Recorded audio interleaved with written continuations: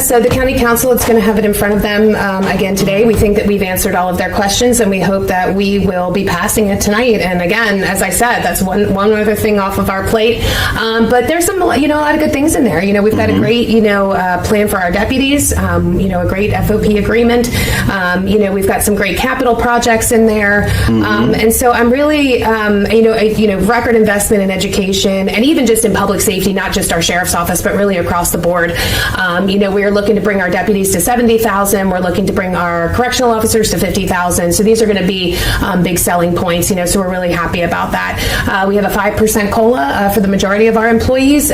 We've done a little bit more in emergency services, 8%, and of course our deputies got a big jump. We really took time to invest in our employees here and making sure that they have, the best, package, for, going forward. So you got to take care of the people that work for you. So it's very impressive the way you work on doing that. But I have a question. I heard you say starting the deputies out at 70,000. I just think I saw on Facebook somewhere where Salisbury is doing the same thing.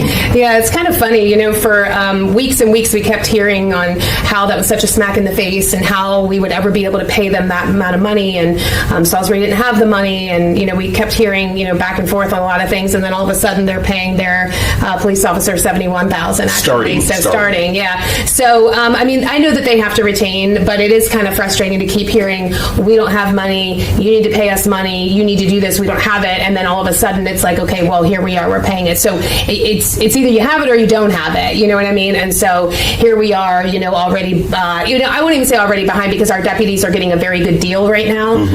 But it's just a little frustrating because you feel like, you were told one thing and then, what's put out in the public is something different. So now, and again, you are a very big supporter of the Boys and Girls in Blue. So this is not like a slap in the face that you're making that. Yeah. Is this the fact that it's frustrating to hear that there's no money and then... Yeah, well, it's either you have the money or you don't. And so when you sit there and tell me we don't have money and you owe us this money for fire, or you owe us this and we can't pay our bills and we can't do this. And then there was this whole thing about getting rid of the unions, but you end up paying more than what's out there anyway. I think of what was more than what was proposed. So I don't know. I don't really know who does the city finances. I don't really want to know. I have enough to deal with here. But it is kind of frustrating to hear we don't have any money and then all of a sudden you start advertising at 71,000. So you got money somewhere, where is it, so. Well, and I want to actually stay there for a few minutes and talk about the fire service agreement. Sure. When you came in, how much was the city fire departments getting? So they were getting, there's 3 stations, but collaboratively they were getting $754,000 total. Total, altogether? Altogether, yep. Our payment in 2022 was $754,000. And I just proposed $2.3 million. Okay, so that's what? Triple the amount. Okay. Yeah. Now, the last time, of course, we have our executive decision. For the most part, we have it on the first council night of the a month. Right after our last one, the city council president, April Jackson, was actually at the podium in there, and she made a comment about the fire service agreement and the fact that this administration has paid more, but they are owed more. And I did talk to her, and she's recommending that they get $5 million a year. Is that possible? I think the word possible is just a little tricky in that. I don't think it's reasonable. So forget it being possible. There are a lot of things that are possible. We'd have to make a lot of cuts and things like that. But is it reasonable? And I don't find it reasonable. The city of Salisbury's budget, the fire department, is very inflated. It's sitting at about $15 million. A lot of that is due to SAFER grants. So they, got grants from the government to hire people, and then they have to take those operational costs once the grant is up, and they can't cut those people. So we have a $15 million budget. We have, about $3 million they're getting in reimbursement from, insurance companies and things like that. So if you take that off the table, we're about at $12 million. And then, but then looking, the way that they came up with it is that they said that a third of their calls are from county residents, and so therefore we should pay a third of their operational. And that is just not apples to apples. That's just, how they determine their operational budget, I have no say over. So the fact that you're just going to bill me a third of it, I don't really think so. Just to stop when you speak. So again, it's very frustrating for me to hear, you didn't do this or you didn't do that. And what I had to remind, the mayor is we have a lot more financial obligations than the city of Salisbury does. Yes, they have their own fire department. Yes, they have a police department, but we also pay for the entire school system. I told the mayor, I said, how about you pay for the school system and I'll pay for your fire? I said, that's a difference of $56 million comparatively to $15 million. I'll take that $15 million all day. You pay the 56 to the schools. So I just, kind of explained to him that, the county just has a little bit more than what they have to worry with. And we have a lot of other things that we are putting money into. And I'm not saying the city of Salisbury isn't important and that I don't want to support them. But when you have your fire chief come to me and say, I want 825 per station, and that's around what we gave them. And then all of a sudden it's, well, that's not enough. And then the number was 4.1, and then the mayor got mad, and then it was like 5.7. So I can't even really take him seriously because he just ups the number every time he gets upset. So I've told him we will have a conversation. Fire service in this county, regardless of it being City of Salisbury or us with the volunteers, it needs to be revamped. It's not done correctly. And even the volunteer chiefs, I feel like, have come to that understanding. And so it's going to be up to us over the next couple months and really into, hopefully, maybe being reelected and into this next term, really looking at fire service and what that future is going to look like. So, and I was just thinking in my mind, because I've been throwing this out at different people. What do you think about a county-wide fire service? We've been looking at that. I mean, it's very expensive. We know that. I think eventually we're going to have to go to that, especially EMS. I think our fire departments do an amazing job. They do an amazing job all in all, but they really do an amazing job with fire. I do think there are some struggles with EMS, and so we have looked at what a countywide system is going to look like. And this would take it, when I said this to City Council President Jackson, she said, let the county see if they could handle it. All the finances of it, and then that would mean that the fire department would be not just Salisbury's, correct? That would be everywhere. Yeah, so we would have it where the city of Salisbury would have their own fire department, and then they would just sort of work within their, city. And then, if we had a county-wide, we would end up taking, the other aspects of it. So, we have a large county, and we are in no way, shape, or form ready to do that anytime soon, but it is something that we are going to address. It has been kicked down the road. I think, the can has been kicked down the road for a while now, from executive to executive. And, if I do get reelected, there is something very liberating about knowing, and I say this now, I guess anything could change, but there is something very liberating about the fact that you do not plan to run again. And so, these will be my last 4 years. And so those very tough decisions that nobody wants to make because they're just not really sure about what's going to happen are going to be not easy, but they're going to be a little bit easier to swallow and be able to make for the betterment of the county. And I think that they do need somebody to step up and say, enough's enough. We have to do what's best for the people of this county and not worried about political ramification or am I getting reelected or anything like that, because you're never going to make anybody or everybody happy. No, you're not. What I mean? You're not going to make everybody happy. And so you really try your best, to do what's best for the citizens of the county. And I think after November 5th, that's going to be a little bit easier for everybody. I don't listen to the weak. I've always had an open door policy at the Wycombe County Sheriff's Office. That will never change. I've never refused to meet with anyone about any issue. There has been an occasion or two where I was briefed on a personnel issue by my command staff, and I told them there was little chance that I would change my mind, and there was no need to revisit this issue because it was for the betterment of our agency. Every sheriff or chief reserves the right to do just that. I love the men and women within my office. I welcome the opportunity for them to come into my office, sit down with me in a chair, on the sofa, and talk about any issue. Whether we do it in my office, back in the wash bay when I'm washing my vehicle, talking with them side to side, or whether it's in the kitchen when we're having lunch or dinner. I thoroughly enjoy that, and I welcome the opportunity to continue doing that. I'm not going to turn anybody away. I've always had an open door policy. And by the way, that goes for our professional cleaning crew that often comes into my office to talk about issues other than cleaning. And this is right down to the man who cleans our building, to my senior commanders, to any deputy working the street.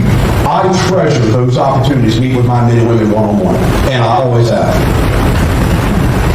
Thank you, Sarah. You can't stop the thunder. Good evening. For those of you that don't know me, I'm Scott Hamilton. As a person who served in supported our Constitution of the United States, both in law enforcement and as a combat veteran, I'm running as a Republican candidate, supporting conservative values and your freedoms.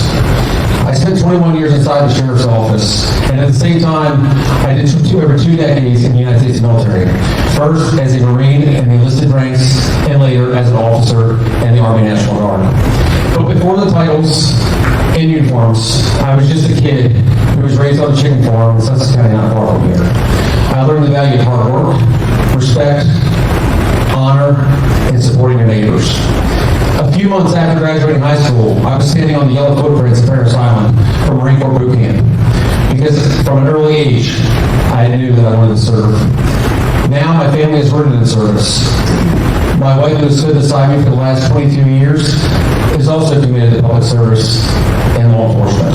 And our son is going to graduate from the Citadel, the Military College of South Carolina, in just a few months and pursue a commission in the United States Coast Guard. Like many families in this county, we balance child care while working on shift work, deployments while working holidays, long nights, and sacrifices that come from public service. My experience in law enforcement and in the military, as a 3-term FOP president and as a small business owner, I can tell you that leadership comes and it's for the people. It's about being present. It's about listening. It's about supporting the people doing the job every day, and knowing that the leadership stands with them. I believe that the citizens of Wycomico County deserve leadership of those qualities and leadership focused on the future. Quite simply, I believe that the people of this county are ready for an option, and that's why I'm running. I'm honored to give you that choice for the first time in 20 years. And if elected, my priorities will be simple. Focus on crime in our county, be open and transparent, and when possible, provide transparency and leadership that translates into better service from your deputies. I'm honored to be here tonight, and thank you. Thank you, staff. Hi, everyone. I'm Lana Foley. Some of you may know me. Some of you may have no idea who I am. So thank you to Delmarva Conservative Movement for inviting me tonight. I know it is an honor to be here. I want to thank everybody that came out. I know some of you have graduating grandchildren, children. This is a big night for so many, and anybody that's watching, congratulations. I also want to thank you both for your service to our county and to our country. I really appreciate you doing all the hard work that you've done. I am not running for sheriff for myself. I am doing this for our community. I really want to rebuild the trust that I'm hearing from the community that we are lacking. Some of you maybe have read that I'm a photographer and find it very funny, which is fine. I love photography because what it does is it allows me to watch, it allows me to listen, and it allows me to encourage strength between families, weddings. I'm a guider, I'm a listener, and I want to do that in the county. I don't want it to be about me. I want it to be about the people that are in the sheriff's office. I want it to be about the community. I am a mom, and my child is in public school. When she started public school, I became a substitute teacher because I wanted to see what was happening in our schools, and I'm concerned. And so it's one of the reasons why I'm running. We have a trust issue. We have children that feel disconnected, and I really want to try to figure out how to lead us back.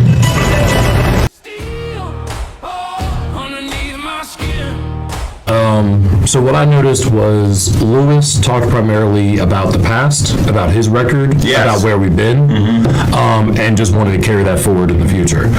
Hamilton talked about the future, about something, in various areas where he thought things could be improved. He talked about drones, he talked about something with the payroll software being updated. He talked about like infrastructure and improvements to the systems that the police utilize, which made sense to me. So he seemed more forward-looking than Lewis, who is more backward looking on his, on his experience in that role. Miss Foley, I don't know. I mean, she just, to be frank, she seemed very underprepared, for the role. Not just her candidacy in general surprised me, as she felt underqualified for the position that she's running for. While she technically meets the qualifications, I think we all see that experience is something that no matter what title you hold, experience is irreplaceable. You know what I mean? That's really where mastery of any skill set or anything comes from. So I just see her as at a real disadvantage because she didn't have that to begin with, and then she felt underprepared in her comments to me. I would also like to add this because it just, with her running, and nothing against her, even others, before, man, it was always experience. Right. People wanted you to have some sort of experience for you to be able to run in these positions. And now it's just, it goes to show at times they pick and choose, right? Who they want to support, when they want to support them, and what the situation You mean the people that's supposed to be backing the candidate? People that back any candidate, right? A lot of times, like I said before, running, in my experience, has always been, even going after the empty seat for council, it was still no experience. It was Ms. Holland has former secretarial experience for something like this. So her experience seemed to be more valued. Right? She didn't have political experience. She never sat in the council seat. Right. And that's why I said it. These people pick and choose who they want to. When experience matters. There you go. Yes. Who they want to support that doesn't have experience. Yes. So it becomes a disqualifier at times. Depending on who you are. But now, I'm sure I'm a jerk for pointing out the lack of her experience. Well, we're talking about being the top law enforcement officer for the county. Experience does matter. Yes. Now, my question is, because you just brought up something that made me think. We do know that, for Sheriff Lewis and Scott Hamilton, they're both Republicans, and they're right now, of course, I like to say what's the right word for it? The law, not the real law, unwritten law would be not to pick a person till after the primary. Right? Now, for Mrs. Foley, she's the only Democrat. Right. So does she have the backing of the party already? I would say she does. I might not say all people, but when certain local organizations try to get behind I've seen that. Face, I would say she has, from my experience with the Democratic Party locally, usually depending on how certain people think or who certain people push, that's the way the flow goes at times. So as of right now, if she has the backing of the Democratic Central Committee, if she has the backing of the Wicomico County Club, if she has the backing of some of those other organizations, the majority of the people in the Democratic Party are going to support that. Well, and even if they know she doesn't have the experience. And I've seen her in the pictures with those people that are running for other offices on that side there. Now, it comes back to what you were saying about being prepped, though. I did see the candidate for county executive, Ernie was there. Ernie Davis was there, and I think I may have seen a couple other people from the tent that backs her, but not many people was there to support her. And I got to say, from my point of view, because I was also there, I got to give her kudos. She was there. Yeah. She showed up. When I heard about her filing, I saw it on the website, and then I reached out to some people I know within the Democratic Party because I'm friendly with plenty of those people, and they would and their explanation to me was that a Democrat in every race is what they were trying to do. No seat uncontested. Okay. So this was the rationale. My problem with that is, it's like if you're qualified, if you're in charge of bringing snacks to your kid's classroom for elementary school, and you sign up to bring cupcakes, and then you bring a box of fruit snacks, it's you showed up, and technically you contributed something, but you didn't keep your word, and I kind of feel that way about the Democrats. I'm not privy to these insider conversations, but her underpreparedness for the role feels like they're not giving her their full support, or if they are, then that's distressing to me as somebody who's active politically, that these people who are supposedly the most savvy amongst us, with this kind of thing, I'm like, why are you running people that are not prepared? You know what I mean? That for the role that they're trying to step into, again, Mr. Giordano, from your example, whether or not you agree with her priorities, she's clearly stepped into and been able to function within that role. Sure. Right, to get things done. Sure. I think that the sheriff's office that's a different, you have to work within those systems that those people have. There is a way to do things. The law is not up to people's personal discretion or preference or what they think is the best thing in the moment. Emotions and feelings. Yeah. Key thing that I get from her, Well, a lot of people were out there on the floor that night. This is something I heard, is that she'd been a good candidate for school board, maybe, because she did speak a lot about schools and having a kid, and these are important things. And having an officer at every school, I think this is important. As a matter of fact, I think that's actually a Maryland. Yeah, they want that to happen. So I think the other thing is when they talked about leadership or executive experience, Lewis is because they all got the same sort of question about that, what's your leadership style like, essentially. And Lewis and Hamilton could go to their experiences. They could bring a real story from their lives forward. Lana's not in charge of anyone or anything other than her child, so she just had nothing kind of prescient or relevant to say that convinced me. Her response was, I would listen to everybody and make them happy. Now, if you've ever been management of any place, if you've even ever worked anywhere, I feel like you understand the flaws. If you got more than 5 people, you ain't going to make everyone happy. No, and if you do, you ain't doing something right. And that's the part, too, because it's not always about to go to what Jermichael said, to be judicious, especially when we're talking about these positions of power, where you make decisions that govern people's lives. It cannot be a capricious decision based on your feeling, and then you getting defensive and saying, well, I meant well. No, there are real outcomes for people, and especially when it comes to law enforcement. I mean, you got to come correct. A lot comes with that position, and I say even in these political positions, if you don't have the tough skin that it takes to truly be in charge of something like that part, it's almost impossible to be in that position, because again, it's going to take a lot. You're going to receive a lot, and again, Mike Lewis isn't his officers. Anytime that a county sheriff does anything, people don't go specifically, Officer Michael did something.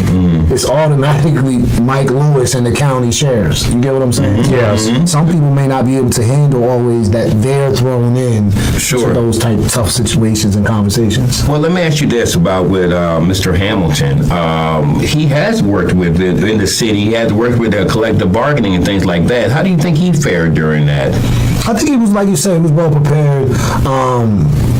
But again, I would say this for me, right? And you said it earlier off air, I'll say it on air.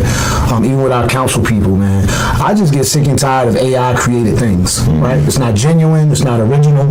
And we know when a flyer is AI. We know when someone's giving you AI touch points. We all use ChatGPT. We know what it looks like. We can tell when the person isn't really using their lingo, certain words that they don't use and things of that nature. So I get it. I think AI should be used in technology and to help put out information. I totally am in agreement with that, but I don't think it should be for politics.